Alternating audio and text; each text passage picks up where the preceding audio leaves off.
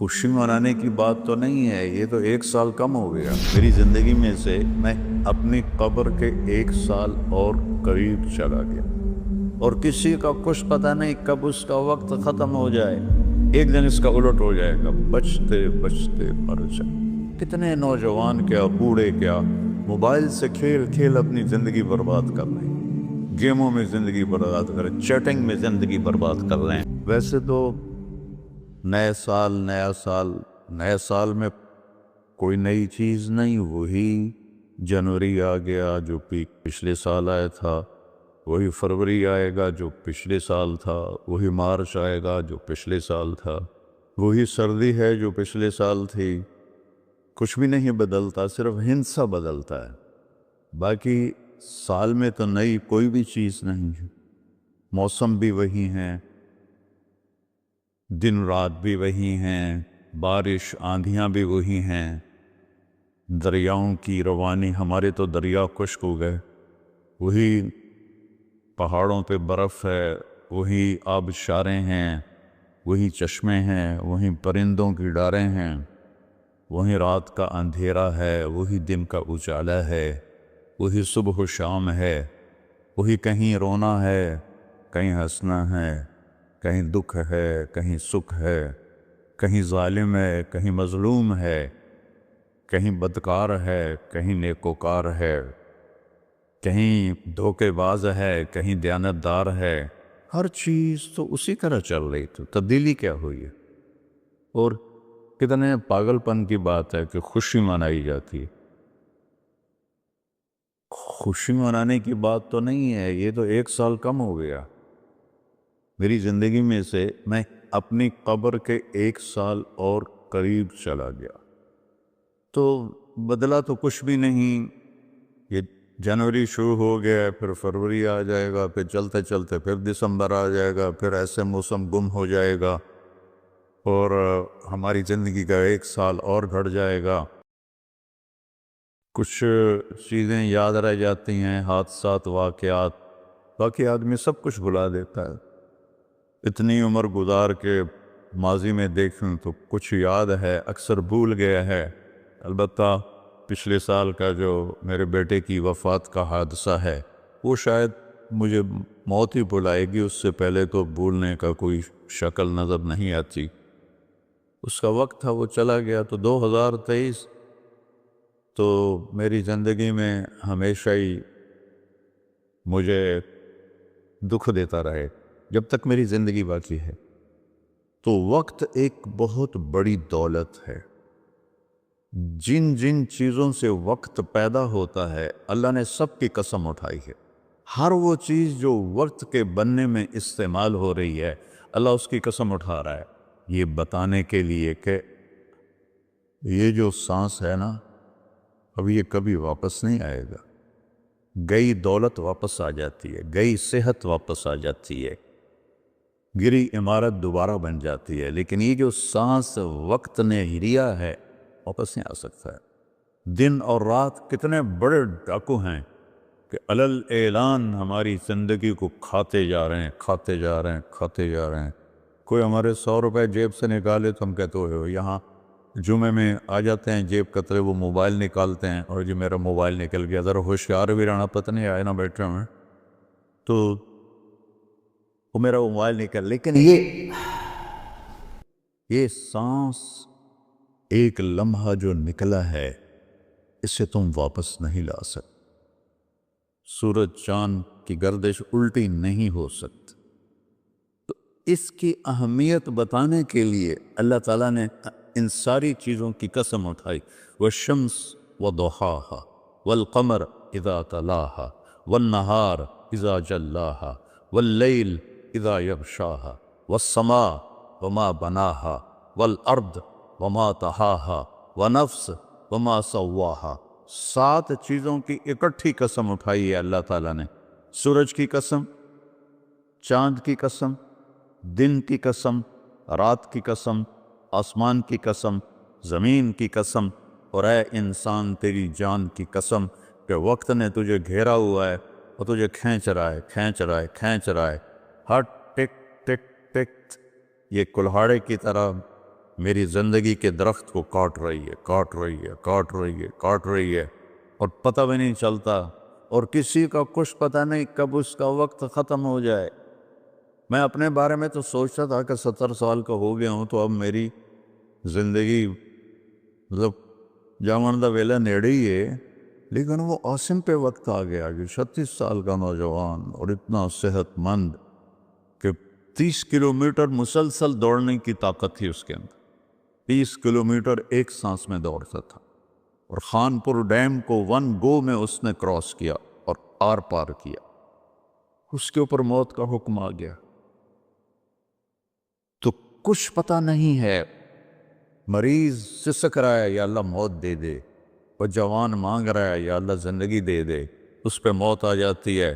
اور وہ ہمارا ایک نوکر تھا چاچا فتح محمد نام تھا، فتح کہتے تھے، آخر عمر میں بیمار ہو گیا تھا، تو میں اس کا حال پوچھنے گیا تو مجھے کہا میاں موت نہیں آ رہی، ہمارا ٹائٹل ہے وہاں خاندان میاں، میاں موت نہیں آ رہی، کسی کو مانگے نہیں ملتی، کسی کے بچتے بچتے، لوگ کہتے ہیں نا میں تو مرتے مرتے بچا، ارے بھائی بچتے بچتے مر جائیں گے، میں تو مرتے مر جاؤں، میں تو مرتے مرتے بچے، ایک دن اس کا الٹ ہو جائے گا، بچتے بچتے مر جائے۔ وقت قیمتی چیز ہے، اور یہ قیمتی بنتا ہے اس میں کچھ بھرنے سے، اور جو بھر دو گے نکال نہیں سکو گے۔ وقت کے برتن میں جو بھرو گے، وہ بوتلوں میں یہ سیرپ مشینوں ہیں ایسے ڈال رہی ہوتی ہے نا، ایسے بوتل آتی ہے، اس میں اوپر سے وہ مشین اس کے اندر سیرپ ڈالتی ہے، وہ آگے چلی جاتی، کبھی کوئی بوتل مس ہو جاتی ہے تو خالی آگے نکل جاتی، اس کے اوپر کھڑا ہوا جو ہے کام کرنے والا، وہ اس کو اٹھا کے دوبارہ پیچھے رکھ دیتا، پھر بھر جاتی ہے۔ لیکن یہاں یہ نہیں ہو سکتا کہ میری یہ گھڑی خالی چلی گئی، کچھ بھی نہ کیا، یا موبائل سے ہی کھیلتا رہا۔ کتنے نوجوان کیا بوڑھے کیا موبائل سے کھیل کھیل اپنی زندگی برباد کر رہے ہیں، گیموں میں زندگی برباد کر رہے ہیں، چیٹنگ میں زندگی برباد کر رہے ہیں۔ وقت ایک قیمتی چیز ہے۔ یہ سال مہینے تو ہم نے بنائے ہیں، اللہ نے کہا تھا تعلموا عدد السنین والحساب، مہینے سال تم خود بنا لینا، میں تمہیں وقت کھلا دے رہا ہوں جب تک تمہاری زندگی ہے۔ 17 ہجری میں حضرت عمر رضی اللہ تعالیٰ عنہ کی حکومت تھی، ابو موسیٰ اشعری رضی اللہ تعالیٰ عنہ یہ گورنر تھے بصرہ کے، تو انہوں نے خط لکھا کہ امیر المومنین آپ کے خط آتے ہیں، نہ پتہ ہوتا ہے یہ کب نافذ ہونا ہے اور نہ پتہ ہوتا ہے یہ کب ختم ہونا ہے، تو ارخ لنا، تو ہمارے لیے کوئی کیلنڈر بنائیے۔ تو حکومت بہت پھیل چکی تھی، 22 لاکھ مربع میل میں حکومت پھیل چکی تھی، تو حضرت عمر کو یہ بات بڑی پسند آئی، تو انہوں نے سب کو جمع کیا، فرمایا بھائی ابو موسیٰ کا خط آیا ہے تو ہمیں اپنا کوئی کیلنڈر بنانا چاہیے۔ سب نے کہا بالکل صحیح ہے، تو فرمایا کہاں سے شروع کرے؟ تو ایک رائے آئی میلاد النبی سے شروع کرے، ولادت نبی سے شروع کرے۔ ایک رائے آئی غزوہ بدر سے شروع کرے، ایک رائے آئی فتح مکہ سے شروع کرے۔ آپ نے حضرت علی سے پوچھا تمہاری کیا رائے ہے؟ کہا ہجرت سے شروع کریں، کہ ہجرت سے اسلام زندہ ہوا، آپ کی ہجرت ہوئی تو اسلام کے دروازے کھلے۔ تو عمر رضی اللہ تعالیٰ عنہ کو یہ رائے سب سے زیادہ پسند آئی، اور یہ طے پایا کہ بھئی ہم ہجرت نبی سے اپنے سال کو شروع کریں گے۔ تو محرم سے ہجرت کی ابتدا ہو گئی۔ تو آپ نے فرمایا چونکہ ہجرت کی ابتدا تو محرم سے ہے، ہمارے نبی نے ہجرت کی سفر میں جا کر، 27 سفر، تو ہم ہجری شروع کریں گے وہاں سے، اور سال شروع کریں گے محرم سے، کہ محرم سے ہجرت کی ابتدا ہوئی تھی، اور حاجی حج کر کے واپس جاتے ہیں تو محرم پہلا مہینہ بنتا ہے، تو لہٰذا ہمارا جو سال بنا وہ بنا محرم سے شروع ہوگا، اور اس کی جو سال کی جو انتہا ہے، ابتدا، وہ ہجری سے ہوگی۔ اور صحابہ اجازت لے رہے تھے، جا رہے تھے، ابوبکر صدیق نے اجازت مانگی تو آپ نے انکار کر دیا، تو کہا یا رسول اللہ میں آپ کے ساتھ جاؤں گا؟ آپ نے کہا ہاں۔ حضرت عمر رضی اللہ عنہ نے اجازت مانگی، آپ نے دے دی، تو حضرت عمر رضی اللہ تعالیٰ عنہ نے زرہ پہنی، تلوار سجائی، اور بیت اللہ کا طواف کیا، اور جہاں سارے قریشی بیٹھے تھے وہاں کے کھڑے ہو گئے، کہا بھائی جو یہ چاہتا ہو کہ اس کی بیگم بیوہ ہو جائے، بچے یتیم ہو جائیں، تو یہ میں مکہ چھوڑ کے جا رہا ہوں، جس مائی کے لال میں طاقت آئے اور مجھے روک کے دکھائے۔ ایک بھی نہیں اٹھا، ایک بھی نہیں اٹھا، سارے سہم گئے، دبک گئے۔ میرے نبی سے زیادہ دلیر تھے حضرت عمر، آپ چھپتے گئے۔ حضرت عمر کا فعل سنت نہیں بننا تھا، میرے نبی کا فعل سنت بننا تھا۔ کمزوری کے وقت میں کیا کرنا ہے ہمیں طریقہ سکھانے کے، ورنہ جبریل ایسے براق پہ بٹھاتے اور جا کے مدینے اتار دیتے۔ امت کو سبق دینا تھا، جب تم کمزور ہو تو پھر اس وقت تم نعرے بازی نہ کرو، اپنی طاقت کو حاصل کرو۔ نعروں سے بھی کبھی کوئی قوم فتح ہوتی، اور بد دعاؤں سے بھی کبھی کوئی قوم برباد ہوتی، ہمارے جیسوں کی بد دعائیں۔ تو اپنی اصلاح کمزوری کے وقت میں وہ کرو جو میرے نبی نے کر کے دکھائے، کمزوری کے وقت میں وہ نہ کرو جو بدر میں انہوں نے کر کے دکھایا۔ اس وقت سارا باطل ہم پر چھایا ہو، ہمیں تو ایک جہاز کا پرزہ بھی بنانا نہیں آتا، تو وہ کتنے بے وقوف ہوں گے جو کہیں ہم کو ذرا پرزہ دے ہوئے جو توڑو تو ہی بم سٹنا ہے، کیا خیال ہے دیں گے وہ؟ جب تک ہم اپنے وسائل پہ، جب تک ہم اپنے علم میں، دیکھو چائنا والوں نے جا کے انگلینڈ میں علم نہیں سیکھا، امریکہ میں علم نہیں سیکھا، ہمارا ہر محکمہ چاہے وہ فوج ہو چاہے وہ سول ہو، امریکہ جا رہے ہیں، انگلینڈ جا رہے ہیں سیکھنے کے لیے۔ ارے دشمن بھی کبھی سکھائے گا کچھ؟ ہم خود تراشتے ہیں منازل کے سنگ میل، ہم وہ نہیں ہیں جن کو زمانہ بنا گیا۔ جاپان نے کوئی جا کے انگریزی سیکھی تھی، چائنا نے انگریزی سیکھی تھی۔ انگریزی سیکھنا کوئی منع نہیں ہے، ایک زبان ہے، سیکھو، لیکن اس کو بڑائی اور عزت کا معیار بنا لیں، کیا ظلم و ستم ہے یارو۔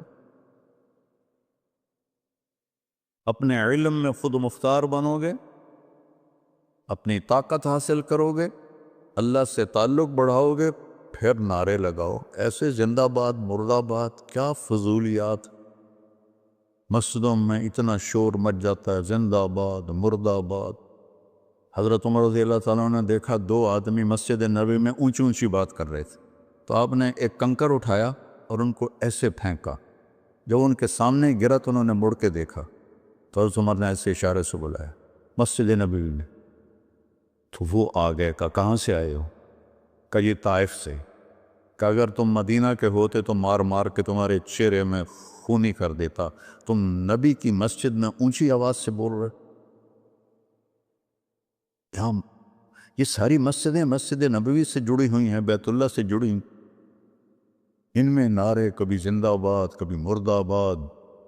یہ کیا امت نے طریقہ اپنا لیا ہے۔ سلطان عبد المجید نے جب مسجد نبوی بنائی، جو سیکنڈ لاس تھا ترکی بادشاہ، تو اس نے ساری دنیا سے کاریگر بلائی، ان کو استنبول میں ایک بستی میں ٹھہرایا اور کہا اپنے ہر ہنر والا اپنے بچے کو حافظ بنائے اور اپنا ہنر سکھائے۔ تو سب نے ایک ایک بچہ حافظ بنایا، اپنا تعمیراتی ہنر سکھایا، تو 3000 حفاظ اور کاریگر تیار ہوئے۔ ان کو سلطان عبد المجید نے مدینہ بھیجا اور انہوں نے مسجد نبوی کی تعمیر شروع کی۔ سارا ہر پتھر پہ قرآن پڑا ہوا ہے، جو پرانی مسجد ہے۔ اور جب کوئی پتھر رکھتے تھے اور وہ تھوڑا بڑا ہوتا تھا، اس کے مطابق نہیں ہوتا تھا تو وہاں نشان لگاتے، اور وہاں بھی تراش سکتے تھے تیشے کے ساتھ، نشان لگاتے، جس بستی میں وہ ٹھہرے ہوئے تھے وہاں وہ پتھر واپس جاتا، وہاں اس کی کاٹ تراش کر کے پھر واپس بھیجا جاتا، پھر اسے لگایا جاتا، پھر وہ تھوڑا سا زیادہ ہوتا، پھر وہیں جاتا تھا، اور وہاں جا کے تاکہ ٹھک ٹھک کی آواز میرے نبی کو تکلیف نہ دے۔ میرے نبی تو اپنی قبر میں زندہ ہے تاکہ ان کو تکلیف نہ ہو، تو پھر اس کو واپس لا کے پھر جوڑا جاتا تھا۔ ایسے ہی بیت اللہ بنا، وہ جو پرانا اب انہوں نے گرا کے نیب کر دیا، تو ہر پتھر پہ قرآن پڑھا گیا ہے، ہر پتھر پہ، اور مسجد کا ادب ایسا تھا۔ پھر اس کے بعد یہ نئی مسجد، ہر سال میں جاتا تھا، میں دیکھتا تھا وہ کاریگر سگریٹ پی رہے ہوتے تھے، دھواں اڑا رہے ہوتے تھے، وہ ساتھ تعمیر کر رہے ہوتے تھے۔ نہ وہ عشق میں رہیں گرمیاں، نہ وہ حسن میں رہیں شوخیاں، نہ وہ غزنوی میں تڑپ رہی، نہ وہ خم ہے زلف ایاز میں۔ وہ زمانہ ہی بدل گیا، وہ مسلمان آئے وہ شاک، گئے وعدہ فردہ لے کر، اب انہیں ڈھونڈ چراغ رخ زیبا لے کر۔ تو ہمیں قمری سال دیا گیا، اس کی وجہ مجھے سمجھ آئی 2014 میں جب میں ناروے گیا، اور ناروے میں ہے اینڈ آف دا ورلڈ، شمال میں and of the world Norway میں ہے، میں وہاں گیا۔ اس علاقے میں 2 مہینے سورج نکلتا نہیں اور 2 مہینے ڈوبتا نہیں، تو کیلنڈر جو شمسی ہے وہ فیل ہو جاتا ہے، رات ہے لیکن سورج نکلا ہوا پتہ نہیں دن ہے یا رات، دن ہے سورج نکلا ہوا پتہ نہیں دن ہے یا رات ہے۔ تو کئی علاقے ہیں ایسے اوپر شمال میں جہاں سورج کا کیلنڈر فیل ہو جاتا ہے۔ تو 3 گھنٹے کا اوسلو سے جہاز تھا، آگے 5 گھنٹے کا موٹر کا سفر تھا، 8 کلومیٹر کی سرنگیں تھیں، اور پھر آخری بستی مچھروں کی تھی، وہاں سے پھر 1.25 گھنٹہ آگے موٹر کا سفر تھا۔ تو جب ہم وہاں پہنچے تو وہ جون جولائی سورج ڈوبتا نہیں، 1 اگست کو ڈوبنا شروع کرتا ہے، اور ہم 4 اگست کو پہنچے، اور شروع میں بس 1 تاریخ کو ایسے ڈوبتا ہے ایسے نکل آتا ہے، پھر 2 کو تھوڑا سا وقفہ کرتا ہے، 3 کو تھوڑا سا وقفہ کرتا ہے، 4 اگست کو 20 منٹ کی رات تھی، چونکہ میں 4 اگست کو کیوں مجھے یاد ہے، 4 اگست کو 20 منٹ کی رات، اور ہم وہاں پہنچے تو ابھی ہم نے مغرب بھی پڑھنی تھی، عشاء بھی پڑھنی تھی، اور سورج نکلنے سے پہلے فجر بھی پڑھنی تھی۔ تو یہ ایک انوکھا واقعہ میرے ساتھ آیا ہے جو شاید ہی کسی اور کے ساتھ پیش آیا ہو، یا میرے ساتھ جو ساتھی تھے وہاں میں بھاگا، اور ریلنگ تھی اس کے ساتھ کھڑے ہو کر میں نے اذان دی۔ مجھے اللہ کی مخلوق کو 2 دفعہ دیکھ کے ہیبت طاری ہوئی۔ ایک ماؤنٹ ایورسٹ کو دیکھا کہ وہ پوری طرح ننگا تھا، چوٹی خالی تھی، دیکھ کر میں بالکل گم ہو گیا، جس کے تیر اتنے بڑے ہوں وہ اللہ کتنا بڑا ہوگا۔ اور ایک وہ جب میں اینڈ آف دی ورلڈ پر پہنچا تو اس کا وہ منظر دیکھ کے میں گم ہو گیا۔ میں نے اذان دی، ٹھنڈی ہوا چل رہی تھی، تو میں نے قبلہ دیکھنا چاہا تو چاند سامنے چمک رہا تھا، سورج فیل ہو گیا تھا، چاند چمک رہا تھا، تو آج سمجھ میں آیا کہ اللہ نے ہمیں چاند کا کیلنڈر کیوں دیا ہے، کہ میرا نبی سارے زمانے کا نبی ہے، جہاں سورج نہیں نکلتا اور جہاں سورج کئی مہینے نہیں ڈوبتا، اگر وہاں کوئی مسلمان ہیں تو دن رات کا حساب کیسے لگائیں گے؟ چاند کو دیکھ کر۔ میں نے چاند دیکھا، واہ واہ اب یہ رات کھڑی ہے، تو وہ قبلہ فٹ کیا، مغرب کی نماز پڑھی۔ مغرب عشاء اکٹھے پڑھنا تو مسافر کے لیے جائز ہے باقی ائمہ کے نزدیک، تو پہلے مغرب پڑھی، پھر عشاء پڑھی، پھر ساتھ ہی میں نے فجر کی اذان دی۔ ہاں عشاء پڑھی، ایک وتر پڑھنا بھی سنت ہے، تو میں نے کہا بھائی آج ہکو وتر پڑھو کدیں فرض نہ نکل جاوے، تو ایک وتر پڑھا، پھر میں نے فجر کی اذان دی، ٹک ٹک ٹک ٹک 2 سنتیں پڑھی، پھر والعصر انا اعطینا سے میں نے فرض نماز پڑھائی، اور بیٹھے تھے کہ سورج آ کے السلام علیکم۔ تو وہاں جا کے مجھے یہ بات سمجھ میں آئی کہ اللہ نے ہمیں چاند کا کیلنڈر کیوں دیا ہے. یہ کہیں بھی ناکام نہیں ہوتا، کہیں فلاپ نہیں ہوتا. سورج کا کیلنڈر کتنی جگہ ہیں دنیا میں جہاں فلاپ ہو جاتا ہے، ناکام ہو جاتا ہے. تو یہ ہمارے نبی کی عالمی نبوت کی ایک دلیل چاند کا نظام شمسی بھی ہے. تو بھائیو، میں بہت ساری باتیں وقت کے متعلق بتا گیا. کہنا تو یہ تھا کہ ہندسہ بدلا ہے تو اپنے آپ کو بھی بدلیں، توبہ کریں اپنے رب کی بارگاہ میں اور گناہوں سے توبہ کریں. پتہ نہیں کب عاصم کی طرح کس کو موت اٹھا کے لے جائے. تو نہ جانے بلا لے پیا کس گھڑی، تو کیا کیا کرے گی کھڑی دن کے دن. نہ جانے بلا لے پیا کس گھڑی، پتہ نہیں کب موت کا ڈنکا بج جائے. تو بھائیو، اس سے پہلے توبہ کرو، اپنے رب کی بارگاہ میں جھکو، فرائض ادا کرو، 5 نمازیں پوری پڑھو، جھوٹ نہ بولو، سچ بولو، دھوکہ نہ دو، دیانتداری سے چلو، بدکاری نہ کرو، نکاح کرو، یہ نشے نہ کرو، حلال پیو، حلال کھاؤ، حرام نہ کماؤ، حلال کماؤ. ماں باپ زندہ ہیں تو ان کے آگے اف بھی نہ کرو. بیوی بچوں سے حسن سلوک رکھو، روب جمانا نہیں. ماں باپ سے کہتا ہوں، اولاد کی عزت کرو، اولاد کو عزت دو، انہیں ڈانٹ ڈپٹ سے نہ چلاؤ، پیار سے چلاؤ. اولاد سے کہتا ہوں، ماں باپ کے آگے اف بھی نہ کرو کہ وہ تمہاری جنت ہیں، وہ تمہاری جنت کے دروازے ہیں. اور اپنی کمائیوں میں حلال رکھو. ایک دوسرے سے لڑے ہوئے ہو تو صلح کر لو، کہ اللہ پاک کو آپس کا لڑنا بالکل پسند نہیں ہے. اور اب یہ سیاست کا بازار گرم ہو رہا ہے، یہ نہیں منافقت ہے، منافقت کے سوا کچھ نہیں ہے. اس سے دور ہی رہو تو اچھا ہے. اور اگر کہیں کوئی سیاست کا کسی کو شوق ہے تو پھر اپنے مخالف کی بدخوئی نہ کرے، اس کی برائی نہ کرے، اس کو گالیاں نہ دے، اس کو برا بھلا نہ کہے، ورنہ اپنی آخرت خراب کرو گے. یہ ایم پی ایم این اے ٹکے ٹکے بک رہے ہیں تو ان کی کیا حیثیت؟ آج کل کے وزیروں کو کون پوچھا؟ وزیر اعظم کو کوئی نہیں پوچھتا، تو وزیروں کو کس نے پوچھنا؟ جب میں لاہور پڑھتا تھا تو مغربی پاکستان ہوتا تھا، ایک صوبہ، اور اس کا گورنر تھا امیر محمد خان اکیلا، اور پورے مغربی پاکستان کے 11 وزیر. ان کا روب بھی تھا، ان کے پاس پاور بھی تھی، ان کا پروٹوکول بھی تھا، وہ دیانتدار بھی تھے. کیا کریں؟ اپنے اوپر ہی روئیں، آنسو بہائیں. تو بھائی توبہ کرتے ہو سارے؟ کہو میرے ساتھ، یا اللہ میری توبہ. پھر کہو یا اللہ میری توبہ. پھر کہو یا اللہ میری توبہ. انشاءاللہ ہماری توبہ قبول ہوگی. اور اگر کبھی ٹوٹ جائے پھر توبہ کر لینا، اللہ پھر معاف کر دے گا.